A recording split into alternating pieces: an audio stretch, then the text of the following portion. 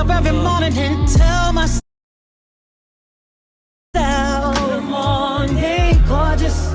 Sometimes you gotta look in the mirror and say, good morning, gorgeous. Hi YouTube, I'm back. Don't judge me. I know I'm in the kitchen, but this is the best lighting, and my nephew is watching TV in the living room, so this is the only place that I can really get some type of quiet. So I know I said that I was going to record myself every day and y'all was going to be able to see my healing journey, and I did record some days, y'all. I really did. I did a good bit of days, but I didn't do it consistently. Like, every day just wasn't a good day. Some days I just didn't want to be in front of the camera. Some days I just forgot. So I wasn't consistent with that, but I will be more active on YouTube because I created YouTube for a reason. For the most part, I can say I'm okay. I have more good days than I do bad days. Let me just, for the people that have not watched my other YouTube video, the video was like really low quality, y'all. I don't know why it was so close up. I don't know, but I don't know, y'all. But let me give you a little backstory.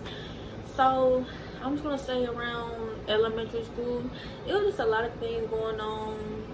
Like, you know, my sister started getting sick, my mama started getting sick slowly there. And you know, they always say a stressed hand will pop your hair up, y'all. And I was so depressed because I was already chunky. So, you know, back then, them kids were cruel. They just bully you. So I was already getting bullied for being chunky. Then, y'all, my hair, like, all my hair popped off, literally, y'all. All my hair. I was like boy short. Like, it was like boy short. Like, it was that short, y'all.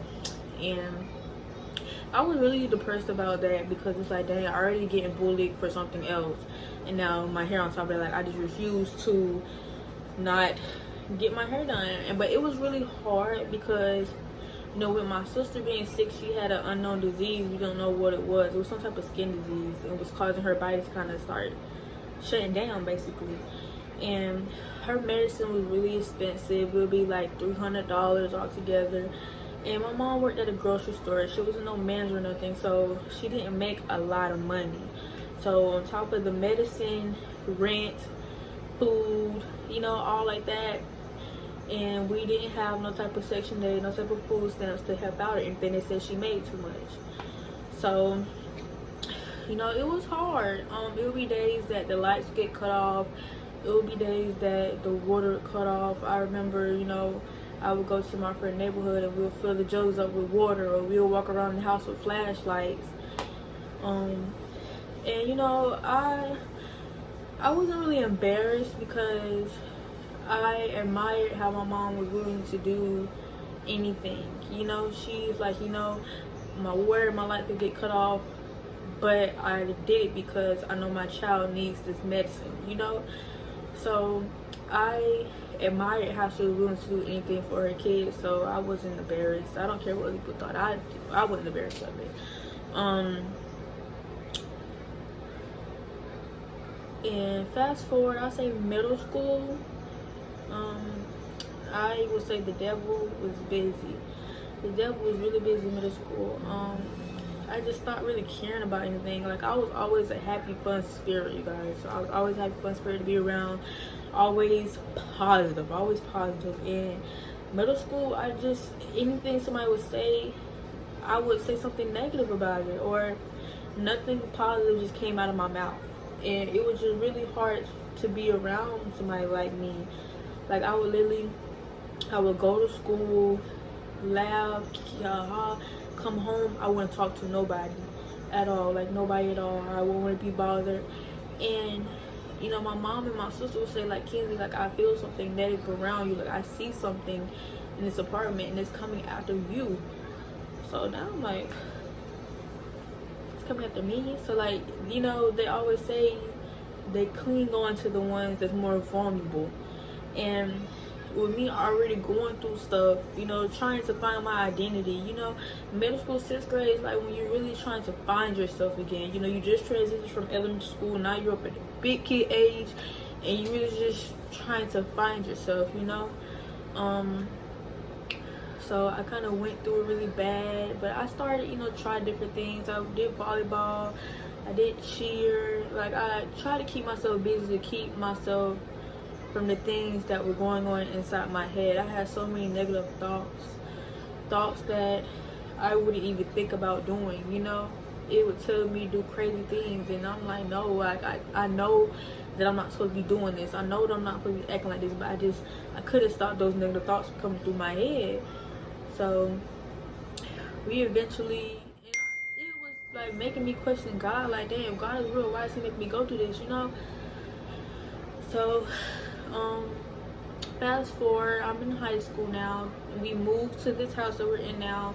Things started getting a little better. I prayed, I got on my knees, I said, God, please, like, whatever this is coming from me, please let it out. I don't want to be angry no more, you know. I don't want to be this person anymore. Like, this is not me. Like, this is not me. So, and I tell y'all, when I prayed and I meant it from the bottom of my heart, I was on my knees. I felt whatever that was leave my body.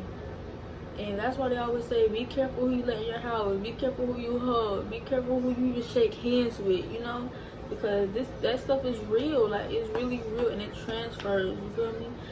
So life started getting a little better. Everything seemed like, it's like, okay, I can, you know, be happy, no worries, da da da da. Got in a relationship, everything was good. It was like 11th grade year, my depression started coming back. And you know, they always say hurt people, and it's like, dang, I'm already going through depression. Like, it was really hard for me to explain what was going through my head. Like, how can I tell somebody all these negative thoughts going on in my head? Like, they're gonna judge me, they're gonna think I'm crazy, you know. And it's like, I was never really good with expressing how I felt. So relationship wise, I can't even get myself together. I can't, let alone, you know, try to make you happy when I'm unhappy with myself right now. But that's where, you know, ended up breaking up and all that. So I was depressed about that. I was already depressed on top of that. So it was just so much going on. And then the in half of my 11th grade year, that's when my mom started really getting sick. Like, she was still able to, like, drive and do other stuff, but, like, she would get out of breath. Like, that's when her oxygen started going down a little bit, but she was still able to function and do everyday things, work and all that kind of stuff. So senior year of high school, that was the depressing year. That's when she really started getting sick. Like, she couldn't really work as much. She had to start working. We didn't know how we were gonna be able to, you know, pay rent. Like, you start working, but luckily they were still kind of paying her a paycheck, you know. She wasn't on Social Security yet. My mom was older. Like I said, my mom was older. She was 41 when she had me. So she was older, you know. She had COPD, you know. She had like a rare lung disease. The medicine they were giving her, they were treating her for the wrong thing. They were treating her for her lungs, when in reality she been treating her for her heart. And the medicine they've been giving her was killing off her kidneys, so her body was kind of slowly shutting down.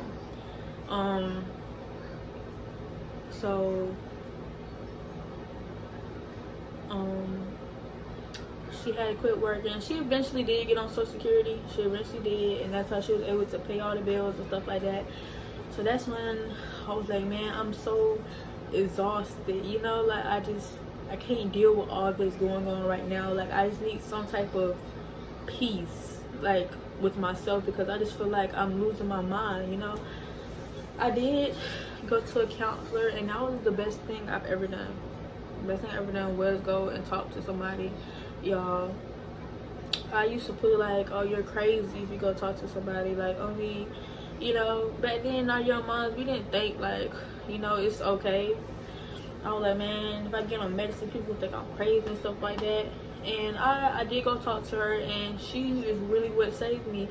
She taught me how to open up and talk about what's bothering me. And that's one thing that affected me, because I was never I wanted people to think I was okay, when really I just felt so long inside, and I just felt like nobody understood how I felt.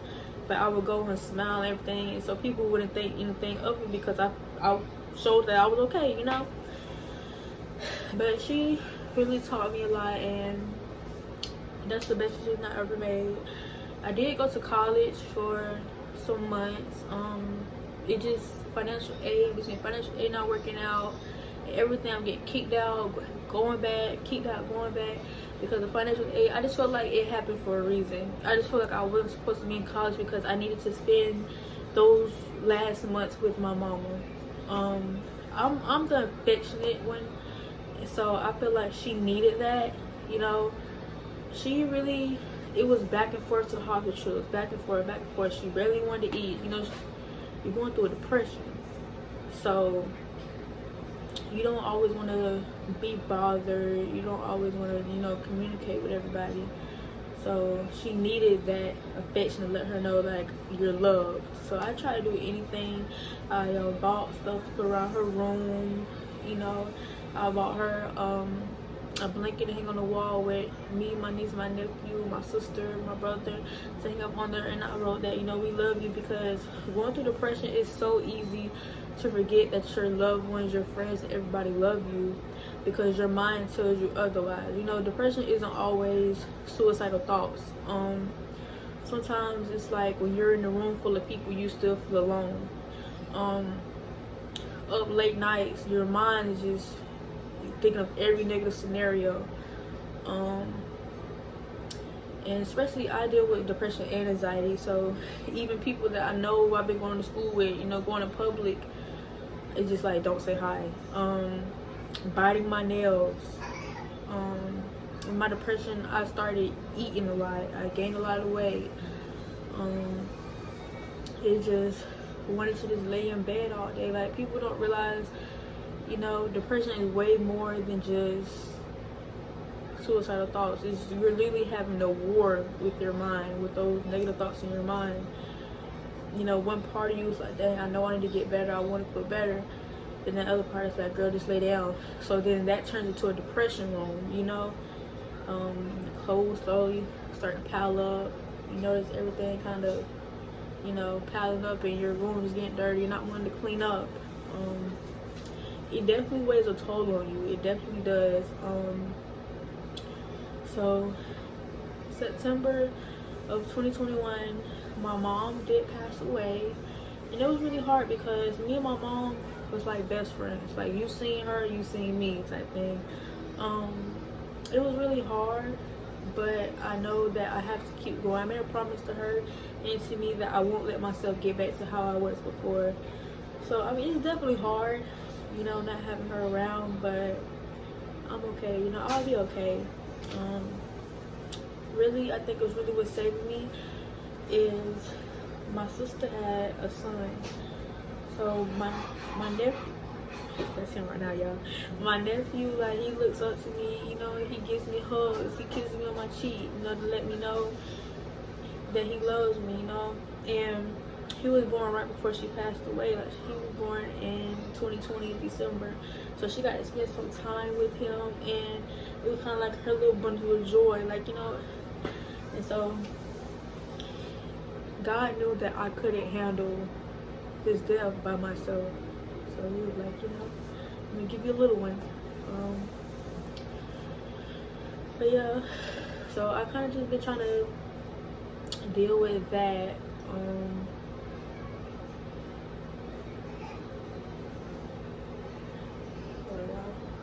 Started crying a little bit, I had to stop. But I just been slowly trying to get myself together.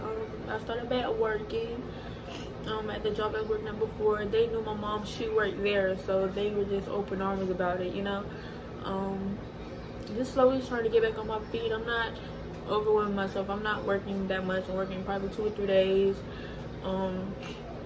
just to have some pocket change, you know, have a little money to spend. It's me and my sister here, and me and my sister, my nephew here. We're the only ones that live here. All my other family's like an hour and a half away and other places. But, and y'all, let me tell y'all, so my aunt died a month and a day before my mama died. Right after my mama died, not even 2 weeks, my cousin died. So like we just be getting it back to back to back to back, y'all, back to back. But it's important just to keep yourself busy, and that's really what I've been doing, keeping myself busy. I get up, like, I don't know, they always say dealing with depression, like, you get like an addiction, and my addiction is coffee, y'all. It's coffee. So I get up in the morning, give me some Dunkin', and just try to keep myself busy. I'll go to like the little water, I'll give me a book, write me some poems about what's going on in my mind, ride around, listen to music. That's so therapeutic, y'all. Just keep myself busy. I try not to sit in the house too much, because that's when your mind starts thinking about everything. And I've been trying to just get on a healthy track and start eating right, drinking plenty of water, because, you know, seeing my mom and my family has a line of health issues, I want to be able to get myself right. So y'all be able to see my healing journey and / my weight loss journey, because I want to be able to, you know, live a healthy lifestyle and try to prevent the things that went on with my mom. But yeah, that's kind of just a update on what's been going on. I'm gonna start filming like vlogs of like me waking up in the morning and kind of what I do day by day, so y'all can see how I deal with my depression and anxiety. Then I'll be making more content for you guys, I promise I will. Bye.